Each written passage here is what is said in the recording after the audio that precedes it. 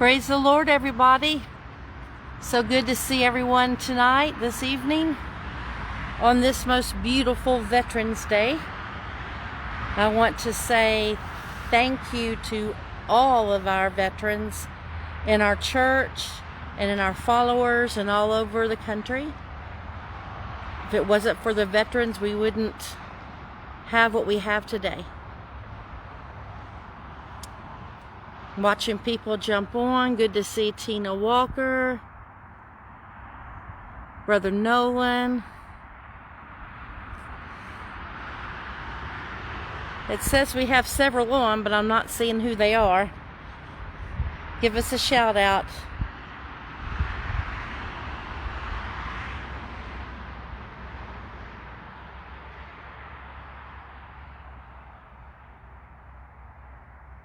Good to see the Wisemans.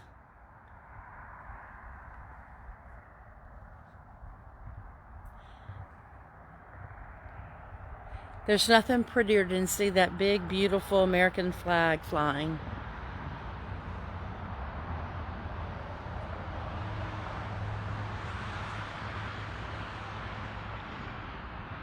Good to see the Riddles. Praise the Lord.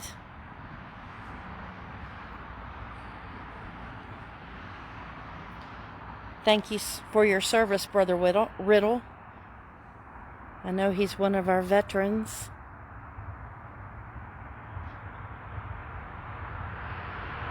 The Aldridges are here. Thank you for your service, David Aldridge.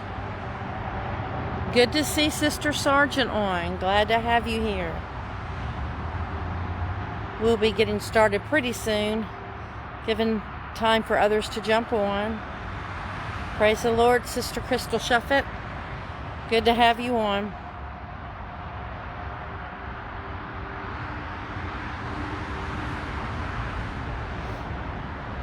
I hope everybody's had time to thank a veteran today.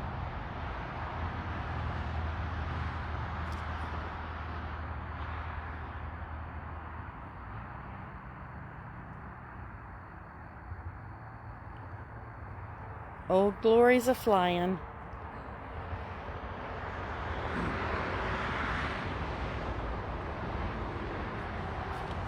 Praise the Lord, everyone. We are delighted to have each and every one of you join us on this Wednesday evening. As Sister Audrey just saying, whatever ones we're signing on, it is a very special day today, November 11, 2020, a day that we set aside to honor and to recognize our veterans, those that have served for the freedom that many times that we take for granted without realizing the price that somebody had to pay for us to be a veteran in order to be interned here. And all these people have served at one time or another, or else the spouse of a significant other that has served. But we want to say thank you for each and every one of you, especially those that are members of FAC, that have served in the armed forces, whatever branch that may have been, whether it's the Army, the Air Force, the Marines, the Navy, or else even the Coast Guard. But we say thank you for your time and your service that you gave in order that we might be able to experience the freedoms that we have given unto us today. We understand that didn't come cheap, that somebody had to pay a sacrifice or pay a price by giving their time, if not their life, in order that we might have. But anyhow, welcome. Delighted to have each and every one of you with us this evening. You know, today my mind was, of course, on Veterans Day, and thinking different ones that I came in contact with that I knew personally that had served in one of the branches of the military. But you know, there's a young man that was born back in, I guess probably about the 1930s, so maybe the latter part or the early part. But his name was Desmond Doss. Now, you may not know that name right now, but when I get through tonight, you're going to know just a little bit about who Desmond Doss was. Desmond Doss grew up on a family farm. In 1941, when Pearl Harbor was bombed, Desmond Doss was around the age of 17 or 18, And he made up his mind that he wanted to join the Army in order to serve his country. He felt that obligation to give at the time that Pearl Harbor was bombed, that he wanted to do his part to give back to this great nation of ours. So Desmond joined the Army. Now, the thing about Desmond also is that he joined the Army wanting to serve as a conscientious objector. And what that meant, he didn't want to carry a gun. He didn't want to go in the military in order to kill anyone. He wanted to go in the military in order to serve. Now, a lot of this had to do with his upbringing. Desmond was born and raised as a Seventh-day Adventist. So he had high morals. He was very strict. He was a young man of integrity, but yet he still felt that burden or that calling desire to serve this great country of ours. So when he joined the Army, he went in as a combat medic. Now, Desmond's father was totally upset because Desmond's father was a great war veteran himself. So it was hard for him to come to the place that he had a son that was wanting to join the Army as well, but he was wanting to go in as a conscientious objector. Desmond didn't let that hinder him at all. He went ahead and joined the Army, served several years, until on May the 21st of 1945, Desmond found himself on Okinawa in one of the most heated battles of World War II, and that was a battle for Okinawa.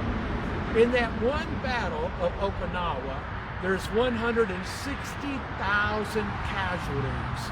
And now that 160,000 casualties of war, 70,000 of those were Americans. So it was a dark and bloody battle for that island. And the Japanese had dug in tight, had fortified. Our troops was coming ashore, not being able to make it very far when they first hit, and it raged on for several months. Well, Desmond, being the medic that I told you that he was, it was his job to go in and to get the wounded off the battlefield and help get them back to the makeshift hospitals that they had set up. Now, the area that Desmond was located in was a famous area. There's been a book written about it, autobiography of Desmond Doss, and then also Mel Gibson did a movie called Hacksaw Ridge. It left me there just for a moment. But anyway, Desmond, the reason why they called that Hacksaw Ridge is because it was a large bluff or a cliff that they had to ascend, get to the top where the battle was taking place.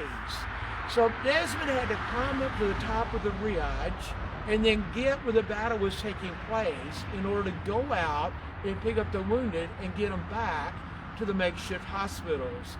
Now here's the thing about it. Whenever Desmond would hear a soldier hurt, moaning, crying in anguish, pain, whatever, it was his job and responsibility to go in and rescue that soldier and get him out of harm's way and get him to a military hospital or medical station. Now Desmond is credited today with saving 72 lives off a Hacksaw Ridge.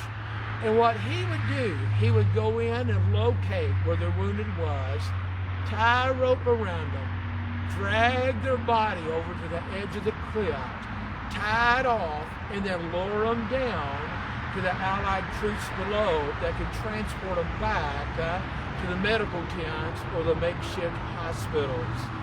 Desmond would do that without even thinking about putting his own life in harm's way. Matter of fact, whenever he came back to the States after the Battle of Okinawa, he is awarded one of our nation's highest honors, and that was a Medal of Honor, for saving 72 lives in that battle by President Harry Truman himself. Now, when they asked Desmond, when they was doing his autobiography, when they was trying to get the facts put together for his book, and Mel Gibson, different ones, was talking to him about the movie, They were wanting to ask Desmond what was the driving factor. What motivated you so much that you kept going back and kept going back and kept going back to get one more? We are credited to at least saving 72 lives, if not more. Desmond told him like this. He said, every night that I spent out there on top of that ridge, listening to the moans and the groans and the cries of pain of our boys and servicemen that had been wounded, he said, I felt the burden, the responsibility that it was up to me. That was my job. I had to go get them, even if it cost me my life. He said, many a night I would find myself resting with my back against a tree, praying in the darkness of the wee hours of the morning, asking God, Lord, just give me the strength that I need, that I can just go back and save one more. God, give me the strength that I need, that I can go back and save one more. That's what made men like Desmond Doss the heroes that we recognize him as.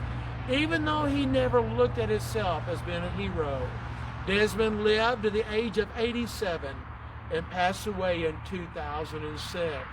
And not one time did he ever think that he was any more special than what you and I are tonight. You see, that's what makes this country so great. That's what it makes America what you and I are. It's that driving force, that factor that we have within ourselves, that when we're hardest hit, when we're in the heat of the battle, when it seems like we can't go any further, there's that motivation deep down inside that tells us, God, you got to give me the strength just to save one more. You know, not just a veteran of the armed services tonight, but I'm talking to you and I that are veterans of the cross. I'm talking to you and I that have spent the majority of our lives living for God.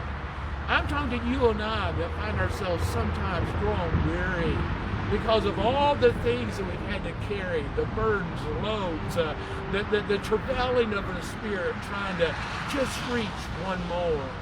But you know what? If we could constantly conjure up that spirit that Desmond Doss had, and realize that God put us here for one reason, and that's simply to reach one more. I can't quit now. You can't slow down either. We can't feel like we've already done all that God's called us to do, because now we're finding ourselves in the heat of a new battle. And there's still souls out there that are still crying out for somebody to help me, reach me, sustain me, help me to survive just a little while longer. And if you and I, as a church, don't pray and cry for God to give us strength in order to save and to reach one more, then who will? That's where we are today. I want to be a veteran of the cross. I wasn't able to go into the military service. I could have, but I was graduating in 1978. That's right, 1978. Vietnam ended in 1975. There's a lot of my graduating class that saw a lot of our friends come home from Vietnam in body bags. And those that came back, many of them were messed up on drugs. And therefore there's a lot that was in my graduating class and never went to serve in any of the armed branches of the military. I look back now wishing that I had. I wish I had at least given 4 years to this great country that has been so good and so kind to me. Allow me to have the freedom to live the life that I live, to raise my children, to have the home, to pastor a wonderful church that would have been a small price that I could have paid for what America has offered to me. But I didn't get that opportunity, or I did not take that opportunity. But I have been a veteran of the cross for a long, long time. But I want to realize once again, and I want to awaken that within you. Oh God, the prayers of the church today ought to be, Lord, give me the strength just to save one more. I thank God for men like Desmond Doss. I thank God for men and women like these that are behind me tonight, sleeping on this hallowed ground. I thank God for you that are still alive and remain, that are still doing the work for the kingdom to the best of your ability. That's what it's all about. We're all veterans here, given a period of time that you and I might serve. I appreciate every one of you. I want us to wake up and realize there's never been a greater hour for the church to hear that call of the souls on the battlefield of life, that somebody's got to get a burden to go on retrieve in order that they too might have an opportunity to be saved. Thank you so much for joining us on this Wednesday night. I hope and pray to see you all back in-house service this coming Sunday morning. Worship with us. If it's too far for you to drive, hey, be back with us online. We enjoy having our online membership very much at FAC. I do want to say a very special shout out to Brother Brown, Reverend Jerry Brown, that is, Reverend Kenneth Rush, Reverend Thomas Stokes, for the great assistance that y'all provided last Sunday in my absence. You guys did an awesome job. Not only did I hear great reports about the services that you had Sunday morning and Sunday night, I had an opportunity to listen to those online as well, even though I too was not in-house. But come, be with us Sunday morning, see what God has in store for you and I, and make sure sometime today, if you haven't already, think of veterans for what they gave. Think of veterans for the time that they served, for the freedoms that you and I have tonight. God bless you. God bless America. And God bless the work that we're doing until the coming of the Lord. See you later. God bless you all.